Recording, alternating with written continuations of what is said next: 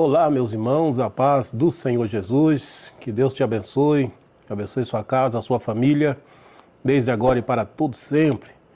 Quero deixar aqui para a nossa meditação o texto da palavra do Senhor Jesus, no livro de 2 Reis, no capítulo 20, e versículo de número 1, que diz assim: Naqueles dias Ezequias adoeceu e estava perto da morte.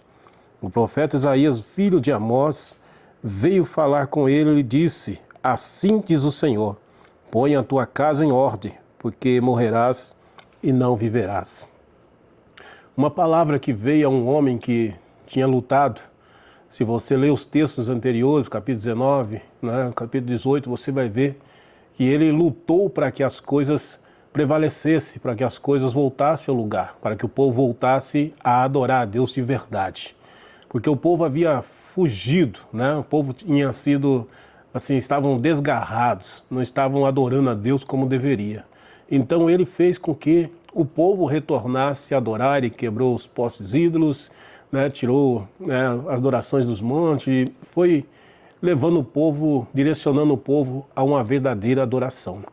Mas o tempo se passa e chega um momento que ele fica doente, ele adoeceu, e a doença que ele estava era uma doença que estava conduzindo ele à morte. Então ele já estava sentenciado à morte. E quando ele menos espera, chegando no palácio, chega um homem, o profeta de Deus, o nome é Isaías, entrando naquele palácio, indo até os seus aposentos, onde ele se encontrava, e lá disse a ele a palavra que veio da parte de Deus. Talvez o rei Ezequias, ele até sorriu quando viu o profeta Isaías entrando ali dentro do seu quarto, ele até se alegrou, para ouvir o que ele teria para falar. Mas a palavra não foi uma palavra agradável ao primeiro momento. A palavra foi uma palavra dura. Deus dizendo a ele: põe a tua casa em ordem, que certamente morrerás e não viverás. Esta foi a palavra que Isaías levou para o rei Ezequias. Ele levou essa palavra para que uma ordem da parte de Deus, para que o rei Ezequias pudesse entender o que Deus estava falando. E ele compreendeu muito bem, porque só foi isto que o profeta falou, virou as costas e saiu do local. E ele foi retornando para o seu local de origem, mas a Bíblia diz que o rei Ezequias, ele começou a orar, ele começou a falar com Deus no leito em que ele estava. Ele virou para o canto da parede e começou a falar com o Pai, mas ele não aguentou por muito tempo, porque as lágrimas tomou conta dos seus olhos e ele já não conseguia falar mais. E a Bíblia diz que quando Isaías chegou no pátio, Deus falou para ele: retorna, volte para lá e diga ao meu servo que eu vou curá-lo e vou acrescentar os seus dias de vida sobre a terra. Porque Deus contemplou as lágrimas e a oração daquele homem. Uma oração sincera, uma entrega total. Porque às vezes a gente pensa que está fazendo tudo certo, está tudo correto, tudo direito. Mas Deus, ele não vê como o homem assim vê. Deus se enxerga além de tudo, além daquilo que nós podemos imaginar. Então a visão de Deus é diferente da nossa. E Deus enxerga em nós aquilo que precisa ser ajustado.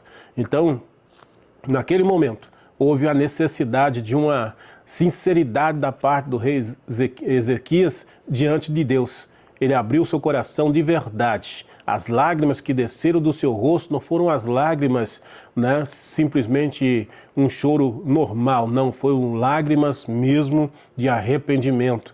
Ele confessou a Deus, ele falou para Deus, ele conversou com Deus, e Deus ouviu a oração dele e respondeu de instantâneo, de momento.